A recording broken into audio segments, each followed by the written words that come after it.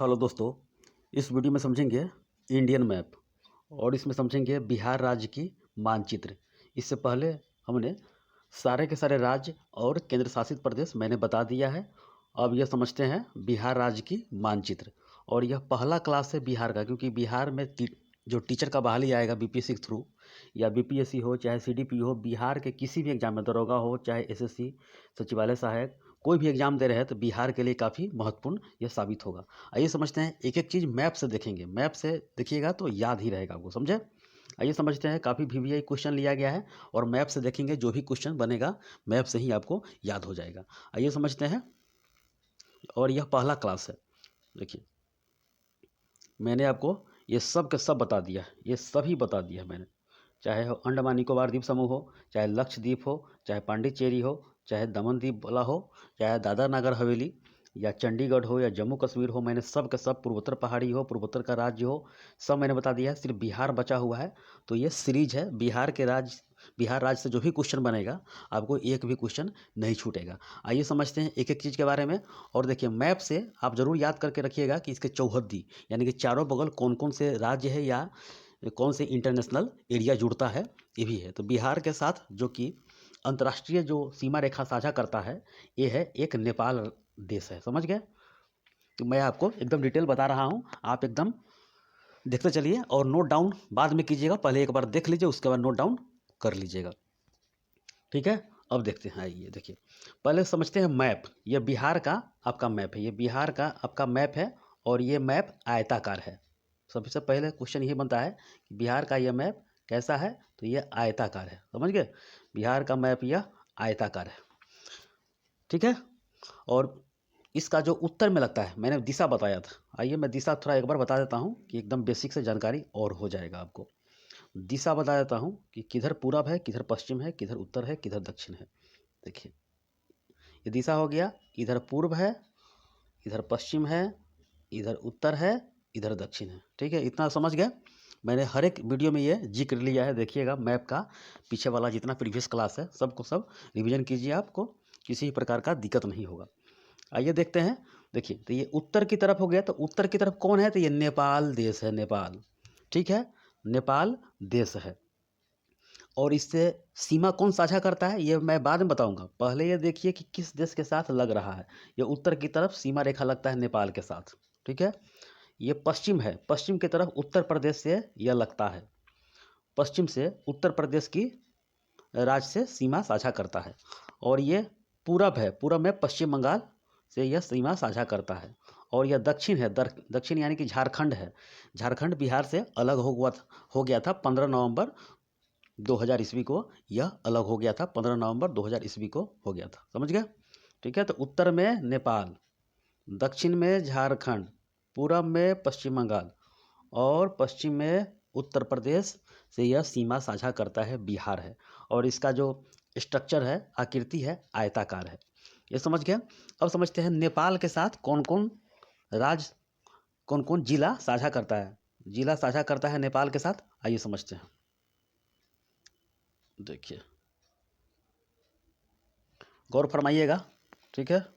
अब देखिए, आपका ये पश्चिम बंगाल है, नेपाल के साथ 7 जिला साझा करता है। चलिए देखते हैं, नेपाल के साथ जो लगता है 7 जिला लगता है बिहार का, कौन कौन है, तो ये पश्चिमी चंपारण है, पूर्वी चंपारण, सीतामढ़ी, मधुबनी, सुपौल, अररिया एवं किशनगंज है। शिवहर जिला नहीं लगता, शिवहर जिला जो भू आवाध्य है, सीतामढ़ी, पूर्वी चंपारण और मुजफ्फरपुर से यह भू आवाध्य है। तो पश्चिमी चंपारण एक हो गया, याद कीजिएगा ऐसे, 1, 2 में पूर्वी चंपारण हो गया, 3 में सीतामढ़ी हो गया, 4 में कौन सा हो गया, मधुबनी हो गया, 5 में सुपौल हो गया, 6 में अररिया हो गया और 7 में कौन हो गया, किशनगंज हो गया।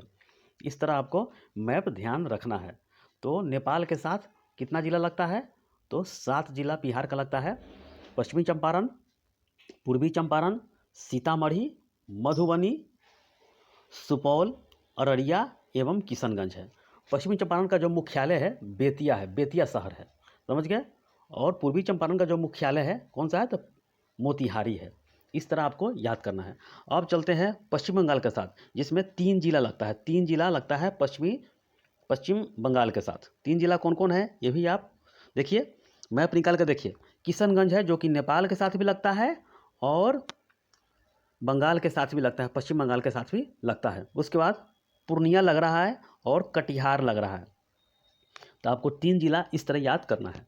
इसी तरह आपको जिला पूरा 38 जिला याद हो जाएगा। बिहार में 38 जिला है, ये भी याद करके रखिएगा। और 101 अनुमंडल है। मैं आपको बाद में बताऊंगा, मैप से ही सब बता दूंगा, सब आपका टेंशन खत्म हो जाएगा। ठीक है, तो ये 7 जिला नेपाल के साथ लगता है और 3 जिला पश्चिम बंगाल के साथ लगता है, जिसमें किशनगंज जो कि नेपाल के साथ भी लगता है और पश्चिम बंगाल के साथ भी लगता है। उसका पूर्णिया है और कटिहार हो गया। 3 जिला इस तरह आप याद कर लिए। अब देखते हैं झारखंड के साथ। झारखंड के साथ 8 जिला लगता है। 8 जिला कौन कौन है ये भी मैं आपको बता रहा हूँ। देखिए, झारखंड के साथ अक्सर एग्जाम में पूछता है कि झारखंड के साथ इनमें से कौन नहीं लगता है। तो कैमूर नहीं लगता। देखिए, कैमूर नहीं लगता है। यहाँ तक कि देखिए, यहाँ तक इसका रोहतास का जो मैप है, सीमा रेखा है, समझ गए। तो रोहतास 1 हो गया, 2 में औरंगाबाद, 3 में गया। इस तरह लाइन से याद कीजिए, रोहतास, औरंगाबाद, गया, नवादा। ठीक है, नवादा के बाद क्या हो गया, जमुई हो गया। जमुई के बाद बांका हो गया। बांका के बाद भागलपुर और भागलपुर के बाद कटिहार हो गया। याद रखिए, कटिहार का भी जो मैप लगता है पश्चिम बंगाल के साथ भी लगता है और झारखंड के साथ भी लगता है। यही तो प्लस पॉइंट है, ऐसे ही एग्जाम में क्वेश्चन फंसा देगा मैप से। कौन कौन हो गया, तो रोहतास हो गया, ठीक है, उसके बाद औरंगाबाद हो गया, उसके बाद गया हो गया, उसके बाद नवादा हो गया, जमुई हो गया, बांका हो गया, भागलपुर हो गया और कटिहार हो गया। तो 8 जिला बिहार का संपर्क करता है किससे, झारखंड के साथ संपर्क करता है। और यह पठारी एरिया है, पठारी एरिया। और नेपाल वाला कौन है, पर्वतीय एरिया हो गया। मैं आगे भौगोलिक स्वरूप बताऊंगा, आगे देखिएगा। अब चलते हैं उत्तर प्रदेश के साथ, यूपी के साथ 8 जिला लगता है। कौन कौन है ये भी मैं आपको बता रहा हूँ। चलिए चलते हैं। देखिए, रोहतास भी लगता है, ध्यान करके रखिएगा, ऐसे ही एग्जाम में फंसाएगा।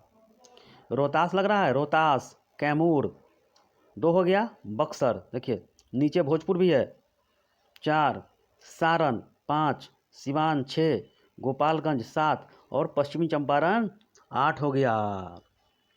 यही आपका उत्तर प्रदेश के साथ सीमा साझा करता है। और पश्चिमी चंपारण जो सीमा साझा करता है किसके साथ, ये करता है आपको नेपाल के साथ भी करता है और उत्तर प्रदेश के साथ भी यह सीमा साझा करता है। इस तरह आपको मैप याद होना चाहिए। और बाकी जो मुजफ्फरपुर देख रहे हैं, चाहे सीभर देख रहे हैं, चाहे आपको सहरसा हो, चाहे मधेपुरा हो, बेगूसराय हो, नालंदा हो, पटना हो, जहानाबाद हो, अरवल हो, चाहे ये सब क्षेत्र ये भू आवध है। भू आवध है, खगड़िया भी भू आवध है, मधेपुरा भी ये सब भू आवध है। समस्तीपुर हो, वैशाली हो, ये सब भू आवध जिला के अंतर्गत आता है। समझ गए, नालंदा हो, शेखपुरा हो, लखीसराय हो, मुंगेर हो, अरवल हो, जहानाबाद हो, ये सब भू आवध क्षेत्र में आता है। इस तरह आपको मैप ध्यान में रखना है। एक बार रिवीजन और कीजिए जो कि आपको पूरी तरह याद ही हो जाए। चलिए नेपाल के साथ समझते हैं, एक बार और समझा देता हूँ जिससे आपको कन्फ्यूजन दूर हो जाए।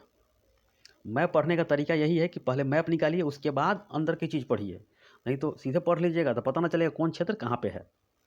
आइए देखते हैं नेपाल के साथ। पश्चिमी चंपारण, ठीक है, ध्यान करके, पूर्वी चंपारण, सीतामढ़ी, मधुबनी, सुपौल, अररिया, किशनगंज, ये हो गया, 7 जिला हो गया।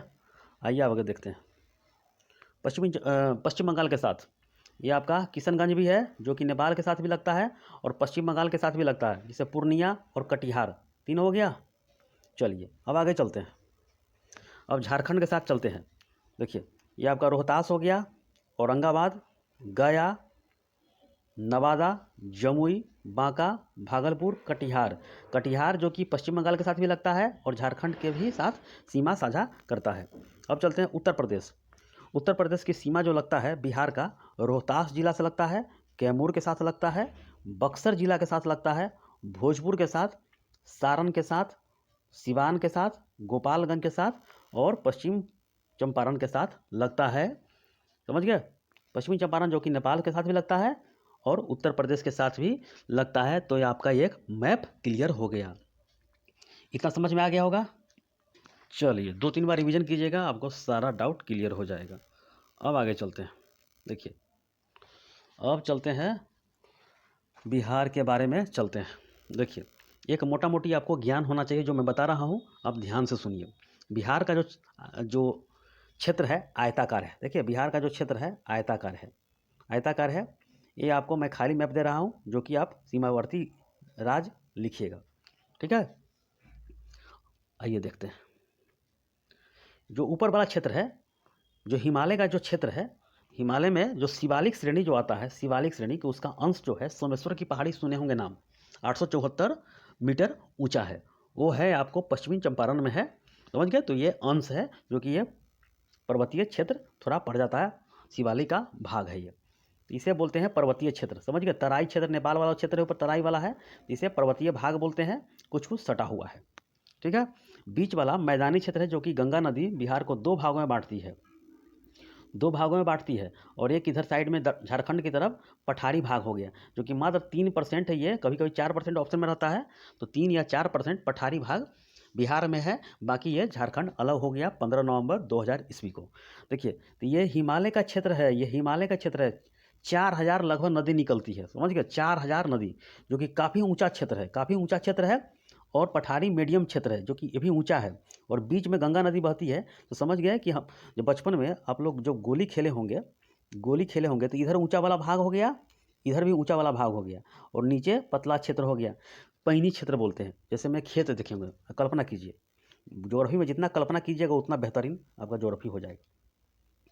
दोनों तरफ खेत है, ठीक है, दोनों तरफ खेत है, और बीच में एक पैनी रास्ता है, बीच में एक पैनी रास्ता है, इसे ही बोलते हैं, देखिए पैनी रास्ता है, देखिए समझ रहे हैं, ये पैनी वाला रास्ता है, जिससे पानी उलट उलट के इधर से आती है, उलट उलट के आती है, बड़ी तेज रफ्तार से आती है। जितना कोसी हो, चाहे घाघरा हो, चाहे बूढ़ी गंडक हो, चाहे गंडक हो, महानंदा हो, घाघरा हो, कोई भी नदी हो, आती है उलट उलट के। इधर से कर्मनाशा हो, सोन हो, चाहे जितने भी है, निरंजना नदी हो, चाहे सकरी हो, चाहे कोई क्या कहे अजय नदी हो, सब इधर से धीरे धीरे आती है। इधर थोड़ा सूखा क्षेत्र आता है, समझ गए, और ये हरियाली क्षेत्र है, इसमें सालों भर पानी रहता है इधर उत्तर की तरफ से। तो ये हिमालय का क्षेत्र है, सालों भर पानी निकलता रहता है। ये समझ गए, ये नीचा क्षेत्र है, ये नीचा क्षेत्र है, ये नीचा क्षेत्र है, नीचा क्षेत्र, मैदानी एरिया, नीचा क्षेत्र है। इस क्षेत्र में काफ़ी मात्रा में खेती होता है। तो मैं आपको यही बताने का प्रयास कर रहा था, यही भौगोलिक स्वरूप है, इसका विशेषता मैं आगे बताऊंगा। ये आप मोटा मोटी बात समझ लिए। अब आगे देखिए, देखिए मैप मिटा रहा हूँ, फिर से आपको समझा रहा हूँ, तो आपको किसी प्रकार का दिक्कत नहीं होगा मैप में। जो दिक्कत होगा कमेंट कीजिएगा, सारा डाउट क्लियर हो जाएगा। तो मैप को 2-3 बार रिवीजन कीजिएगा, उसके बाद नोट डाउन कीजिएगा, तो काफ़ी हद तक नॉलेज आपको हो जाएगा। ये समझ गए, ये पर्वतीय क्षेत्र हो गया, बीच में मैदानी क्षेत्र हो गया, और ये पठारी क्षेत्र हो गया। मैं आपको आगे बताऊंगा इसका डिटेल्स।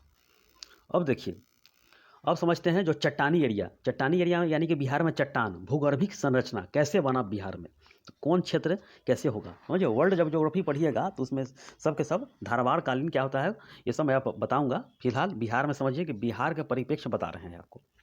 तो ये जो क्षेत्र है, सोमेश्वर की पहाड़ी वाला क्षेत्र है, पश्चिमी चंपारण वाला क्षेत्र है, समझ गए। ये शिवालिक का अंश है, शिवालिक का अंश है। और शिवालिक के आगे बढ़िएगा तो टर्शियरी क्षेत्र है, यानी कि हिमालय वाला ही अंश है, तो टर्शियरी क्षेत्र बोलते हैं, टर्शियरी क्षेत्र बोलते हैं, टर्शियरी क्षेत्र बोलते हैं, समझ गए, ठीक है। और बीच वाला जो गंगा नदी वाला क्षेत्र है, इसे क्वाटनरी चट्टान बोलेंगे, क्वाटनरी चट्टान बोलेंगे बीच वाला। और इसे जो है रोहतास और कैमूर वाला क्षेत्र है, तो रोहतास का पठार बोल सकते हैं या कैमूर का, तो वही क्षेत्र बोला जाता है विंध्य क्रम की चट्टानें, विंध्य क्रम की चट्टानें, समझ गए, विंध्य क्रम की चट्टानें। अब देखिए, और इसके आगे बढ़िएगा तो धारवाड़ कालीन चट्टान है, धारवाड़ कालीन चट्टान, धारवाड़ कालीन चट्टान है। और उसके आगे बढ़िएगा तो खड़गपुर की पहाड़ी मुंगेर में है, ये छोटा नागपुर के पठारी का अंश है, छोटा नागपुर के पठारी का यह अंश है। इस तरह आपको मैपिंग में ज्ञान होना चाहिए। तो शिवालिक का ये अंश है जो कि सोमेश्वर की पहाड़ी 874 मीटर यहीं पे पश्चिमी चंपारण में है। उसके बाद आगे बढ़िएगा तो नेपाल वाला जो क्षेत्र है, ये सब क्षेत्र है, तो टर्शियरी चट्टान यहाँ पाया जाता है। बीच वाला जो क्षेत्र है, बालू के रेत वाला जो क्षेत्र है, क्वाटनरी चट्टान पाया जाता है। ये क्षेत्र है कैमूर और रोहतास वाला, मैप में देखिएगा तो ये विंध्य क्रम की चट्टानें हैं ये। उसके आगे बढ़िएगा धारवाड़ कालीन चट्टान मिलेगा, उसके आगे बढ़िएगा तो धारवाड़ कालीन चट्टान मिलेगा। उसके आगे बढ़िएगा तो खड़गपुर की पहाड़ी वाला जो मिलेगा मुंगेर जिला में, काफ़ी महत्वपूर्ण है, और छोटा नागपुर पठार का यह अंश है। इतना आपको क्वेश्चन एग्जाम में रहेगा, कभी कभी जब एग्जाम फास्ट होगा तो मैप ही डायरेक्ट आपको दे देगा, ठीक है। अब समझिए एक बार और, ये कौन है, शिवालिक का अंश है, ठीक है। ये कौन है? टर्शियरी चट्टान है। इसके बीच में क्या है? ये क्वाटरनरी चट्टान है। ये क्या है? विंध्य समूह की चट्टान है। ये क्या है? धारवाड़ कालीन चट्टान है। इसके आगे कौन है? तो ये खड़गपुर की पहाड़ी है या छोटा नागपुर की पठारी का भाग क्षेत्र है, जो कि झारखंड से सटा हुआ है। तो इस तरह आपको मैपिंग करके याद करना होगा। ठीक है, ये खाली मैप है, आप लोग इसे ले लीजिएगा। ठीक है, अब आगे चलिए। जो मैंने बात बताया है यही सब इसमें लिखा है। अब देखिए, उत्तर प्रदेश से सीमा बिहार का जो 8 राज्य है, 8 जिला है, इसके बारे में देखते हैं। देखिए, तो रोहतास मैंने बताया है, रोहतास लाइन से देखिए, रोहतास जिसका मुख्यालय है सासाराम है। कैमूर है जिसका मुख्यालय भभुआ है। बक्सर भोजपुर जिसका मुख्यालय कहाँ है? तो आरा है। यहीं पे बाबू वीर कुंवर सिंह थे। ठीक है, बक्सर में ही बक्सर का युद्ध हुआ था।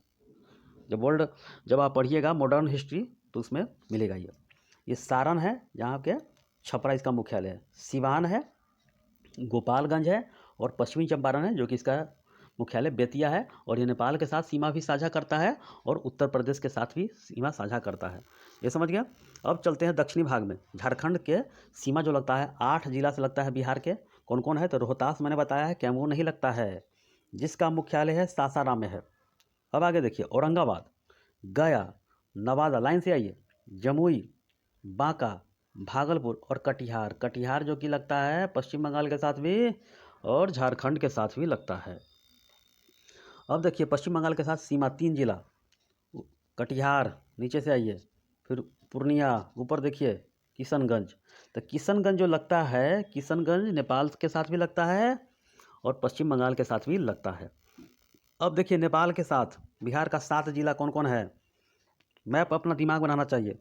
पश्चिमी चंपारण जिसका मुख्यालय है बेतिया, पूर्वी चंपारण जिसका मुख्यालय है मोतिहारी, सीतामढ़ी, मधुबनी, सुपौल, अररिया एवं किशनगंज जो कि नेपाल के साथ भी लगता है और पश्चिम बंगाल के साथ भी लगता है, यह किशनगंज। इस तरह आपको मैपिंग याद होना चाहिए। ठीक है, अब आगे देखिए, पश्चिमी चंपारण जो कि नेपाल और उत्तर प्रदेश की सीमा बनाता है, मैंने जो बात है लिख दिया है। रोहतास उत्तर प्रदेश और झारखंड के साथ सीमा बनाता है। कटिहार जो कि झारखंड एवं पश्चिम बंगाल के साथ सीमा साझा करता है। इस तरह ऐसे ही एक क्वेश्चन फंसा देगा। समझ गया। अब आगे देखिए, अवस्थिति क्या है? अवस्थिति यानी कि जो भारत में बिहार का, जो वर्ल्ड में भारत का अवस्थिति, जहाँ भारत का होगा वहीं बिहार का अवस्थिति होगा, क्योंकि भारत का ये राज्य है। ठीक है, अब आपको मैं समझा रहा हूँ, थोड़ा समझिए। ग्लोब वाला पहला क्लास देखे होंगे मैप वाला, तो उसमें आपको मैं आपको बताया हूँ ग्लोब वाला है। ठीक है, देखिए मैंने आपको अभी बताया है कि यह पूरब है, इधर पश्चिम है, उत्तर है, दक्षिण है। ठीक है, तो ग्रीन बीच से जो बीचे बीचे रेखा काटा गया है इंग्लैंड से 0 डिग्री से, ठीक है, देखिए 0 डिग्री से, इसे बोलते हैं पूर्वी देशांतर, इसे बोलते हैं पश्चिमी देशांतर। ठीक है, और बीच बीच में काट देते हैं गोलार्ध, 2 भागों में पृथ्वी को बांट दिया, काल्पनिक रेखा ये सब है। इसे उत्तरी गोलार्ध बोलेंगे, उत्तरी गोलार्ध, इसे बोलेंगे दक्षिणी गोलार्ध। ठीक है, तो भारत की जो अवस्थिति है, भारत आपका यहीं बैठा हुआ है। ठीक है, भारत की अवस्थिति यहीं पे है। तो कौन सा हो गया? ये उत्तर हो गया, इधर दक्षिण हो गया, इधर पूरब हो गया, इधर पश्चिम हो गया। तो उत्तर और पूरब के बीच में यह भारत है, उत्तर पूर्व में अवस्थित है। ठीक है, तो ये जहाँ भारत होगा वहीं बिहार भी होगा, इसी के अंदर में बिहार है। तो उत्तर पूर्व के निम्न और मध्य बेसिन में बिहार अवस्थित है। इस तरह आपको समझना होगा। ठीक है, ऐसे को बोलते हैं कौन? अक्षांश रेखा। और ये ऐसे बोलते हैं देशांतर रेखा। चलिए आगे बताते हैं, आपको इसी तरह आपको ज्ञान होना चाहिए। ठीक है, मैं जब वर्ड बताऊंगा, अक्षांश रेखा, देशांतर रेखा क्या होता है, एक मोटा मोटी बात समझ लीजिए। बिहार का सीरीज है और देखना ना भूलिएगा, क्योंकि काफ़ी महत्वपूर्ण इसमें क्वेश्चन है, जो कि आने वाले एग्जाम के लिए, कोई भी एग्जाम बिहार का दीजिएगा तो काफ़ी इंपॉर्टेंट साबित होगा इसमें। देखिए, भारत के उत्तर पूर्वी भाग के निम्न एवं मध्य गंगा बेसिन में अवस्थित है यह बिहार है। इसका भौगोलिक स्वरूप है, जैसा मैंने बताया है कि बिहार आयताकार है। तो नीचे वाला जो क्षेत्र है 24 डिग्री, आप पढ़े होंगे कि 24 डिग्री 20 मिनट 10 सेकेंड उत्तर से लेके उत्तरी अक्षांश तक, यानी कि 27, यानी कि 24 हो गया, 27 हो गया, 27 डिग्री 31 मिनट 15 सेकेंड उत्तरी तक जा रहा है, क्योंकि उत्तरी क्षेत्र में, उत्तरी गोलार्ध में है। ठीक है, अब देखिए इधर से देखिए आप, इधर से इधर देख लिए, अब इधर देखिए, इधर से देखिए। ठीक है, 83 डिग्री से शुरू होता है और 88 पर यह ख़त्म होता है। तो 83 डिग्री 19 मिनट 50 सेकेंड पूर्वी देशांतर, यह देशांतर में जा रहे हैं। मैंने बताया कि पूर्वी देशांतर, पश्चिमी देशांतर, तो हम लोग पूर्वी में ही एरिया में है और उत्तरी गोलार्ध में है। तो 83 डिग्री 19 मिनट 50 सेकेंड पूर्वी देशांतर से लेके 88 डिग्री 17 मिनट 40 सेकेंड पूर्वी देशांतर तक अवस्थित है। ये एग्जाम में अक्सर बनता है, तो इस तरह आप मोटा मोटी याद कर लीजिएगा, 24, 20, 27, 31। ठीक है, 83 से 88। ठीक है, 83 से 88, इस तरह आपको क्वेश्चन एग्जाम में बनेगा, जो कि काफ़ी VVI है। ऐसे ही आपको याद करना है। तो पूर्वी देशांतर में है और उत्तरी अक्षांश में है, उत्तरी गोलार्ध में है। ऐसे ही आपको एग्जाम में क्वेश्चन बनता है। ठीक है, इतना समझ गए होंगे। अब देखिए, कुल जो क्षेत्रफल है, कुल क्षेत्रफल 94,163 वर्ग किलोमीटर में यह फैला हुआ है और संपूर्ण क्षेत्रफल का 2.86 है। 86 है संपूर्ण क्षेत्रफल का, 86 यानी कि 100% में 2.86 है बिहार का क्षेत्रफल।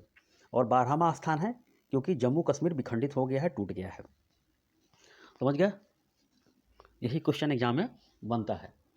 और केंद्र शासित प्रदेश में पूछेगा सबसे ज़्यादा किस नंबर 1 पर कौन है क्षेत्रफल में, तो जम्मू कश्मीर हो गया है, अंडमान निकोबार हट गया, जम्मू कश्मीर, लद्दाख, तब अंडमान निकोबार द्वीप समूह आएगा। तो ये कुल जनसंख्या है, जो कि 2011 वाला चल रहा है और नया डाटा आ जाएगा, उसके बाद फिर ऐड कर दिया जाएगा। तो कुल जनसंख्या है 10, मोबाइल नंबर की तरह याद कीजिए, 10 40 99 452, 10 करोड़ 40 लाख 99,452 इस बिहार का जो जनसंख्या है 2011 के जनसंख्या के अनुसार। और कुल जनसंख्या का 8.6% बिहार में वास करता है और थर्ड स्थान पूरे भारत में है। थर्ड स्थान पूरे भारत में है। उत्तर प्रदेश, महाराष्ट्र और बिहार तीसरा स्थान पर जनसंख्या में यह आता है और पूरे दुनिया में 1 नंबर हो गया है, यही अप्रैल महीना में। अब देखिए, ऐसे क्वेश्चन यहाँ बनता है कि सबसे पूर्वी जिला, सबसे पश्चिमी जिला, सबसे उत्तरी जिला, सबसे दक्षिणी जिला पूछा जाता है एग्जाम में। तो यही कन्फ्यूजन मत होइए, मैंने जो जितना अभी तक बताया है सब के सब क्वेश्चन बना है, आगे बनेगा भी, देखिएगा। तो पूर्वी जिला पूछेगा तो किशनगंज, देखिए किशनगंज यहाँ लग रहा है, किशनगंज से आगे कोई है नहीं है। पश्चिमी जिला कौन सा है, कैमूर है, देखिए यहाँ कैमूर है, यहाँ कैमूर है, और पश्चिमी चंपारण यहाँ तक है, तो कैमूर हो गया, देखिए कैमूर हो गया, ये हो गया किशनगंज हो गया। ठीक है, उत्तरी जिला पूछेगा, उत्तरी, पश्चिमी चंपारण उत्तर में यानी कि यहाँ है, इससे आगे नहीं ना कोई है, देखिए तो ये हो गया पश्चिमी चंपारण। और दक्षिणी जिला पूछेगा तो ये गया का क्षेत्र है, गया यहाँ पर है, आगे कोई नहीं है, ठीक है, नहीं है। तो ये आपका सबसे पूर्वी हो गया किशनगंज हो गया, पश्चिमी हो गया कैमूर हो गया, उत्तरी हो गया पश्चिमी चंपारण हो गया, और दक्षिणी हो गया गया जिला हो गया। आपका ये खत्म हो गया है। आगे देखिए, अब ये बेसिक जानकारी है, उसके बाद आगे मैं बहुत कुछ बताने वाला हूँ। समुद्र तट से इसकी ऊंचाई कितना है, तो 173 फीट ऊंचा हुआ है और 53 मीटर इसको बोलते हैं। तो एग्जाम में कोई भी ऑप्शन रहेगा आप टिक लगा लीजिएगा। ठीक है, समुद्र तल से यानी कि समुद्र जहाँ भी है उसके तल से यह ऊंचा है, उठा हुआ है, यानी कि जो अगर भविष्य में ग्लेशियर पिघलेगा भी तो कोई फर्क पड़ने वाला जल्दी नहीं है, क्योंकि यह ऊंचा पर है। ठीक है, और समुद्र तट से दूरी, समुद्र तट जितना दूरी है, इससे दूरी है 200 किलोमीटर की दूरी पर यह रेंज पर बिहार फैला, मतलब आगे है, दूरी है। पूरब से पश्चिम की दूरी कितना है, पूरब से पश्चिम की दूरी कितना है, देखिए पूरब से पश्चिम की दूरी कितना है, तो 483 वर्ग किलोमीटर में है। और उत्तर से दक्षिण कितना किलोमीटर में है, वर्ग किलोमीटर में नहीं है, किलोमीटर में है। तो पूरब से पश्चिम 483 और उत्तर से दक्षिण कितना है, तो 345 किलोमीटर लंबाई में यह फैला हुआ है। इस तरह आपको याद करना है। उत्तर से दक्षिण 3, 4, 5 लाइनें से है और पूर्व से पश्चिम 483, महात्मा बुद्ध का जो जन्म हुआ था उसी समय आपको याद करना है। अब जो बेसिक जानकारी है लीजिए। राजकीय जो प्रतीक है बोधि वृक्ष है। ठीक है, जो राजकीय वृक्ष है बोधि वृक्ष है। समझ गए? इसका जो मैं हिस्ट्री थोड़ा बताऊंगा तो आप समझ जाइएगा। आइए समझते हैं। देखिए, क्योंकि बिहार का नामकरण जो हुआ था बिहार का जो भिक्षुओं का निवास बोलते हैं, विहार बोलते थे इसे, तो धीरे धीरे करके बिहार नाम दे दिया गया। समझ गए।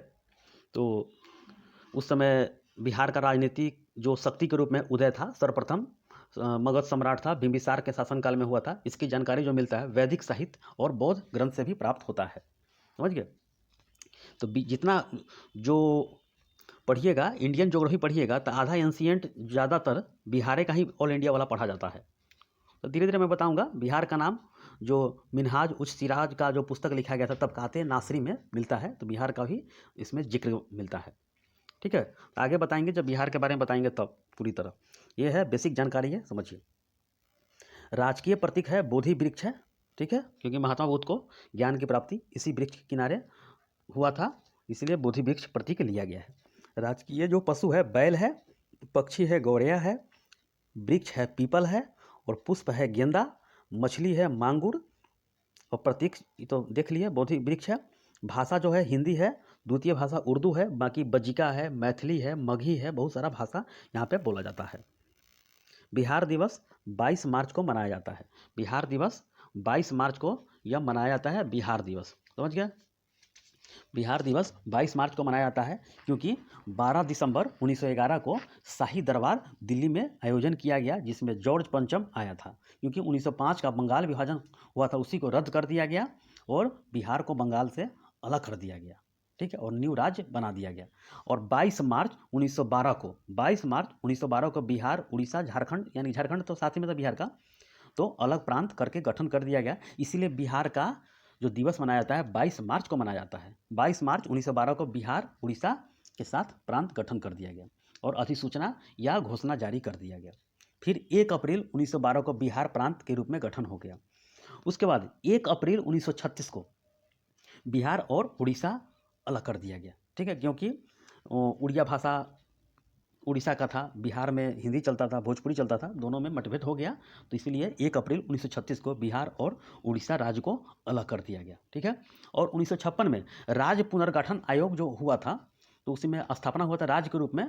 तो उसके बाद 15 नवंबर 2000 ईस्वी को झारखंड अलग कर दिया गया और 46% भूमि के साथ वह झारखंड अलग हो गया और वर्तमान में बिहार एक अलग प्रांत के रूप में दर्शाया जाता है। ठीक है, तो बिहार का जो आकार है आयताकार है, मैंने बता दिया है। इसमें जिला जो है 38 जिला है।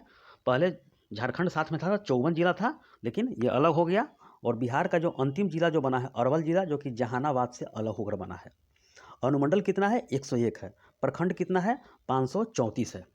ठीक है, प्रमंडल है 9 है। मैं आपको मैप से ही बताऊंगा, आगे बताऊंगा। मगध पटना है, मगध है, सारण है, तिरहुत, दरभंगा, कोसी, पूर्णिया, मुंगेर एवं भागलपुर है, प्रमंडल है। इतना तब तक आप याद कीजिए। नगर निगम वर्तमान में 19 है, अंतिम सहरसा बना हुआ है और बढ़ भी सकता है, घट भी सकता है। ठीक है, तो वर्तमान से यानी कि करंट से आप जुड़े रहिए। जलवायु है मानसूनी प्रकार का यहाँ जलवायु होता है। यहाँ पे कृषि जो होता है, धान होता है, गेहूँ होता है, मक्का, हर एक तरह के यहाँ फसल यहाँ उगाया जाता है। और मानसून का जो प्रवेश होता है 9 जून से लेकर 10 जून के बीच में होता है, क्योंकि 1 से 7 जून के बीच में केरल में यह मानसून आता है, मालाबार से टकराता है, धीरे धीरे पूरे भारत में फैल जाता है। तो बिहार में प्रवेश करता है 9 से 10 जून के बीच में प्रवेश करता है। औसत वर्षा इसका है 1013 mm, यानी कि 112 सेंटीमीटर यहाँ पर वर्षा होता है।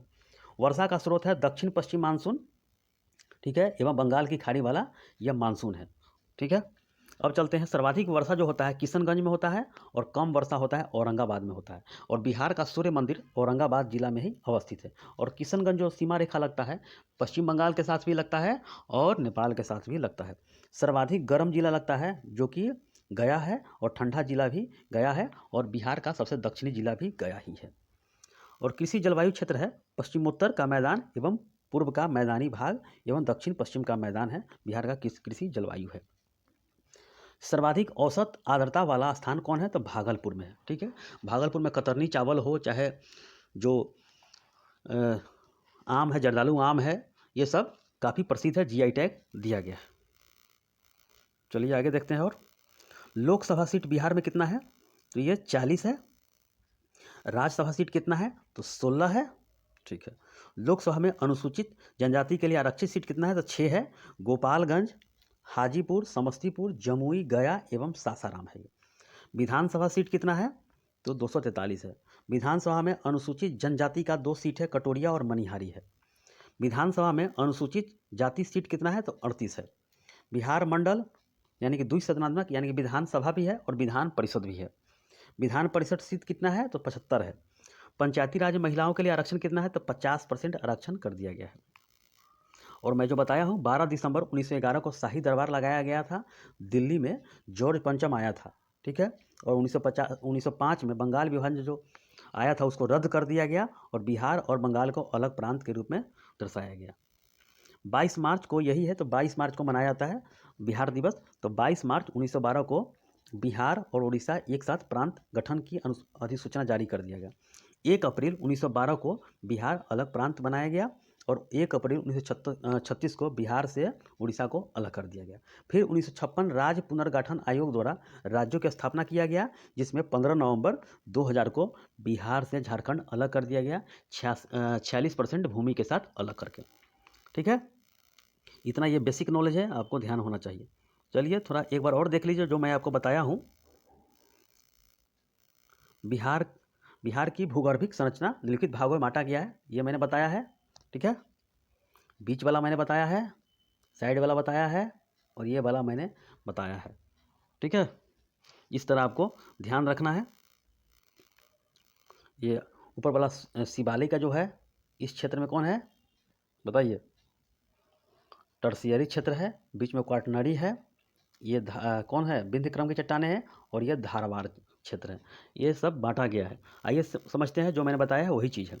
धारवाड़ समूह की चट्टानें बिहार के दक्षिण पूर्व क्षेत्रों में पाया जाता है।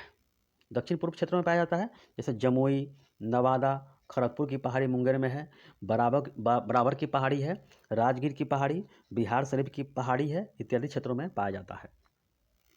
अब देखिए विंध्य समूह की चट्टानें हैं, मैंने बताया है, तो यह मुख्यतः कैमूर और रोहतास क्षेत्र में पाया जाता है। चूना पत्थर सीमेंट उद्योग बहुत सारा वहाँ पे है। क्वाटरनरी समूह की चट्टानें मैंने बताया कि गंगा मैदान के बेसिन में पाया जाता है, तो यही पाया जाता है।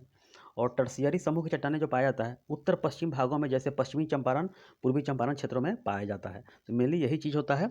और बाकी जो पश्चिमी चंपारण का क्षेत्र जो कोना पर है वो आपको शिवालिक का अंश पाया जाता है। ये समझ गए। और आपका ये ख़त्म हो गया है। और बार बार मैप देखिए और बार बार इसको रिवीजन कीजिए।